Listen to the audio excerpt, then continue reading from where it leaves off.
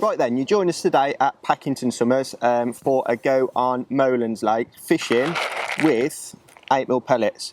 Real simple way of fishing and positive way of fishing. We're fishing in the corner today.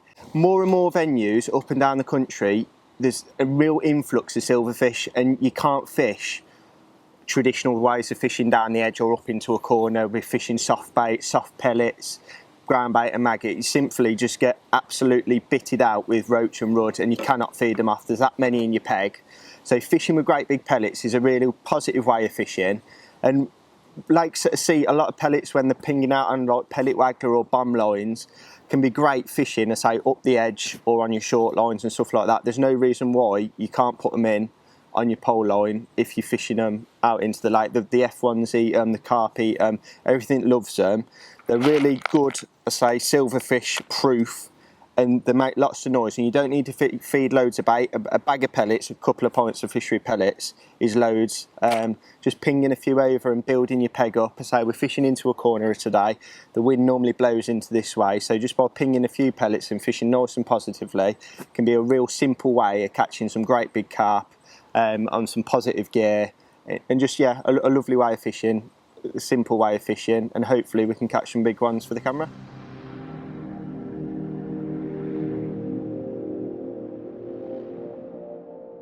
Right then, let's have a look at kicking off our corner peg with some 8mm pellets. So there's 20 or 30 in the pot there.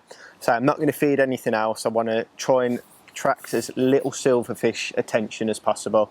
No need to feed any micro pellets or anything like that. A great of attracting fish, but we're just going to absolutely mullard with silverfish. So I'm going to ship these out down the corner. And normally if I was starting, I say every day is different when you're fishing, obviously. But some days, if it was pressured and I was fishing a match, perhaps I'd ping some pellets there to start.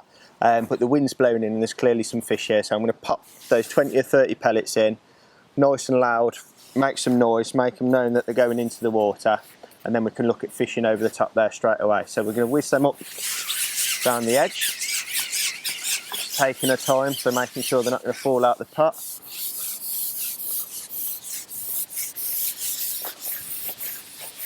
And then we're just tucking it into the trees itself, and then I'm going to get my pole nice and high in the air, get my far bank marker, and just rattle those 8mm in. So emulating when you're pinging them with the catapult and just making that noise so those carp will home in on it, hopefully.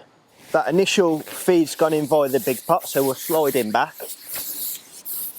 And I say we're going to fish down there straight away. If it was a case of building my peg, just move that one out of the way. If it was a case of building my peg and not fishing down there straight away, I'd like to use the catapult just to ping 2 or 3, maybe 4 pellets, and just build the peg up, making lots of noise, similar to when you're fishing that bomb line or that waggler line, just ringing the dinner bell. And also when I'm feeding with the catapult, what I like to do is hook a fish whilst I'm playing it and then ping some pellets just so you're ready for the next one. And then the only other way, just if I'm going to keep it tight and it's windy and I can't really ping it very nicely, it's just a big flexi pot, and I can get, say, 10 8mm in there, just dunk it underwater and it's not going to rattle out. Another point to mention, we're obviously fishing well past throwing distance, but 8mm make a lovely plopping noise, so if I had a nice bush or something within throwing range, I'd happily be throwing these down the edge and just ringing that dinner bell throughout the day, and those inquisitive carp are going to come into the noise of those 8mm and hopefully start chomping them, and we'll catch one a chuck down there. So that is the battle plan for today.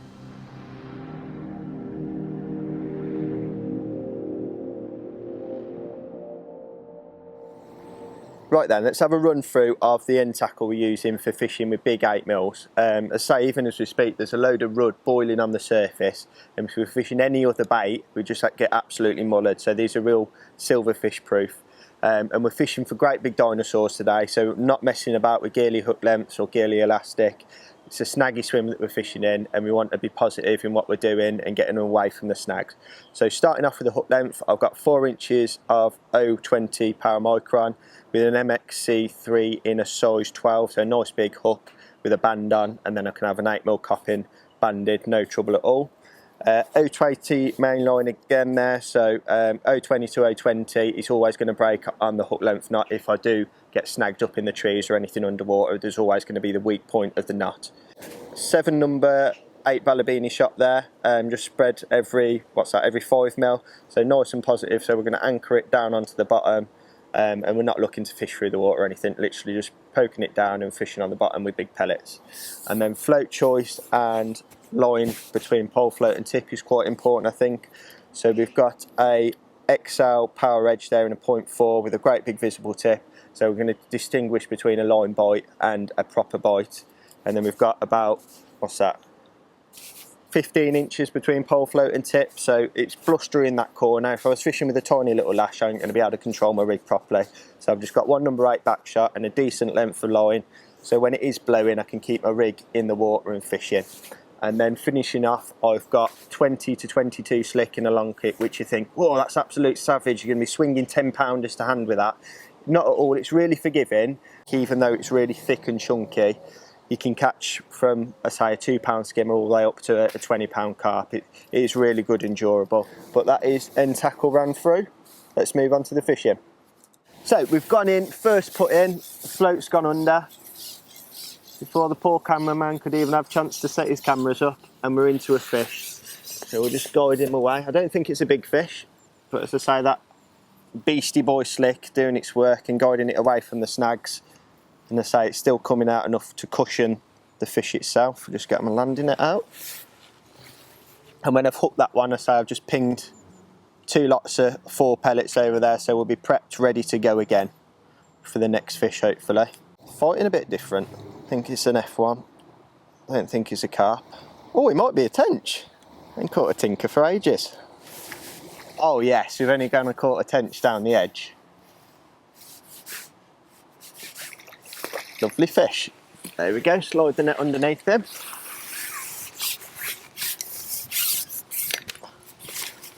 Oh, it's a big one as well.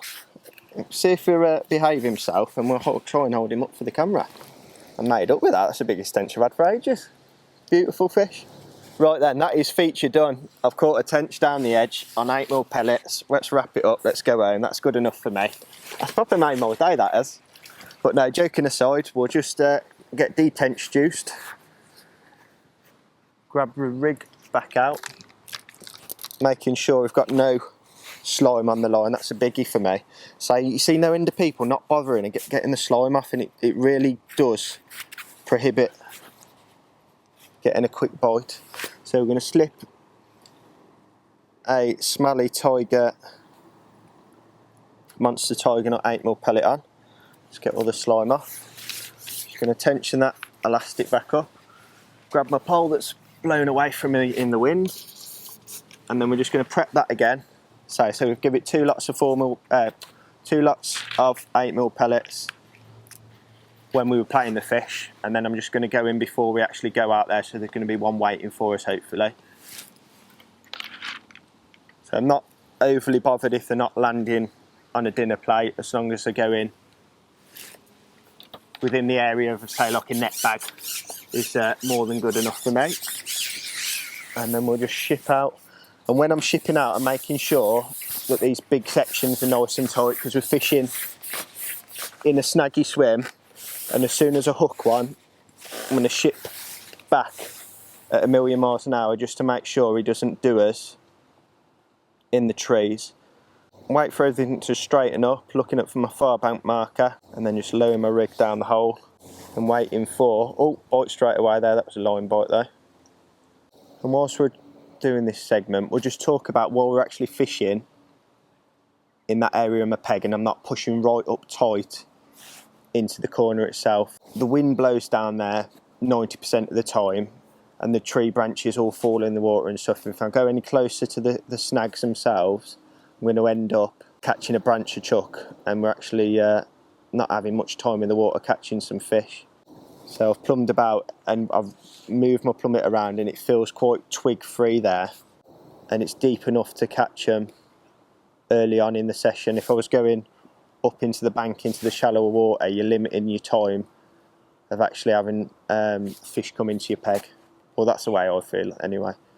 Just by fishing in that little bit deeper water, further away from me, the fish are going to be there throughout the day, as opposed to pushing my luck and coming into the shallower water where they're only going to feed confidently later on in the session. So there's definitely a fish in my peg there, but I'm waiting for a nice clean pipe. I'm going to ship back a branch. Yeah, not what we're after.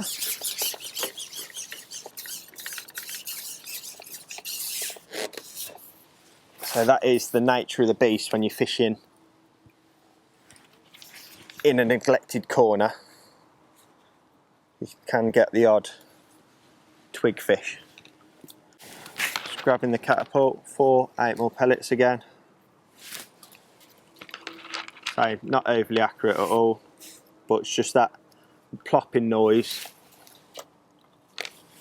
and fish hopefully come into the noise more than the actual volume of bait, because there's not much bait going into the peg.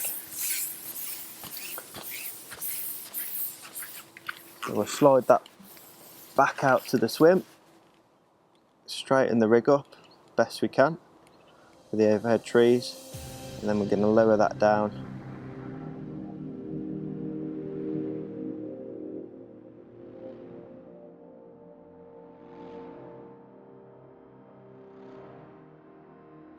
Bite straight away there.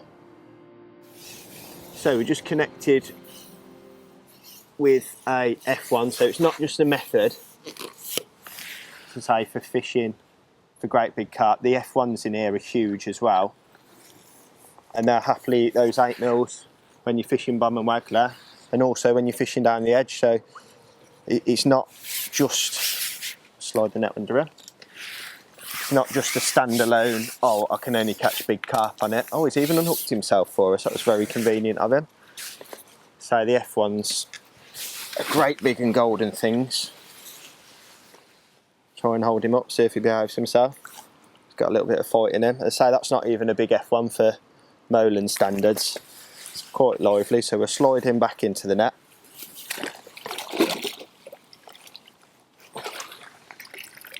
And then it's just a case of picking the catapult back up and making a bit of noise. So we're getting 4 8mm, just leaning over, so because it's quite awkward with the bush here and then the bush where we're fishing down the edge.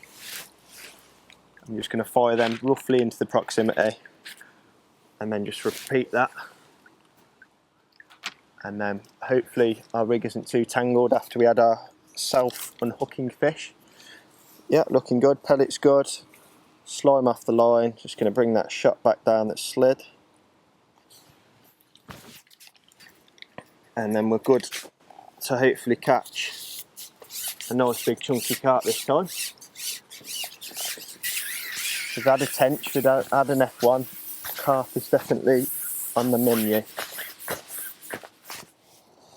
Up he comes, there we go. Orange slick doing its work. And that's a great big unit F1, probably £5. So we'll slide him gently into the net.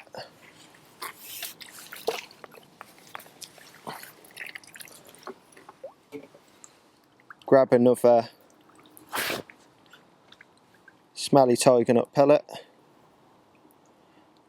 over the band. Tension that elastic back up. A few pellets in the pouch. Leaning over because it's quite awkward with the bush. That one went nowhere near Aidan, well done. Try that again. Yeah, and one more, so it's somewhere in the proximity. So just ringing the dinner bell. And I say, really important, just tightening them sections up as we go along.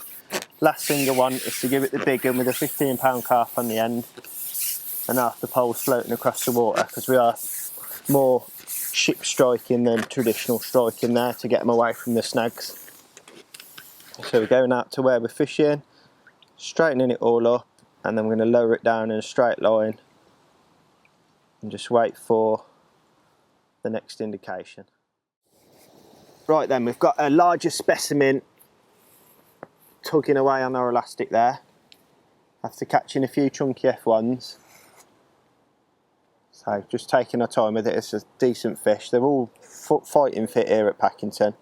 And a little change I've made, I've just put my large flexi pot on just so I can put a few more pellets right on top of where we're fishing, just tightening it up, because I'm getting quite a few line bites to indicate when I'm plopping those 8mm in with a catty that they are potentially coming up off the bottom. So we're just sneaking those few 8mm in via the flexi pot has just resulted in a quicker, cleaner bite, not as many line bites, and an angry carp on the other end. That's a nice looking fish, nice coming.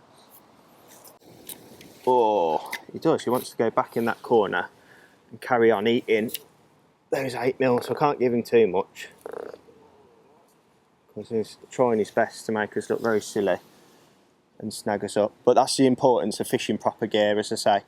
We've gone from catching F1s on that slick and having no trouble landing them, but if we're fishing much lighter, we have absolutely no chance of getting these great big carp out that snaggy swim. But I thought a couple of minutes ago he was ready for the net, but he's definitely having none of it.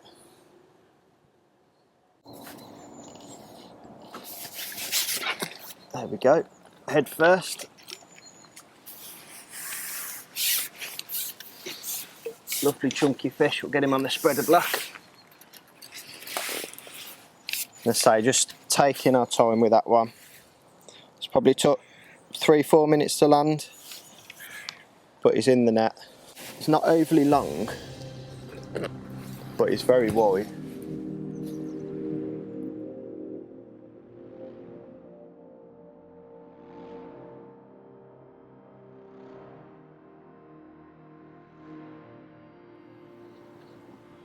So the fighting fit really are in there, Packinson. Everyone's immaculate and they never know when to give up. That, as soon as they see you in that clear water, they're like, I'm having none of this, I'm going for an extra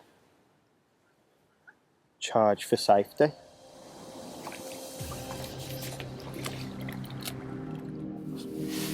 So we've got a lovely Packinson mirror carp there. So if we were fishing with smaller pellets or soft baits, I don't honestly think we'd have a chance of catching those pristine carp that we know are in here, but you've got absolutely no chance of getting through the silverfish. So a real simple way of fishing with great big 8mm pellets, being noisy, not putting loads of bait in your peg, can result in nice great big carp and some chunky F1s, as they when other baits will fail.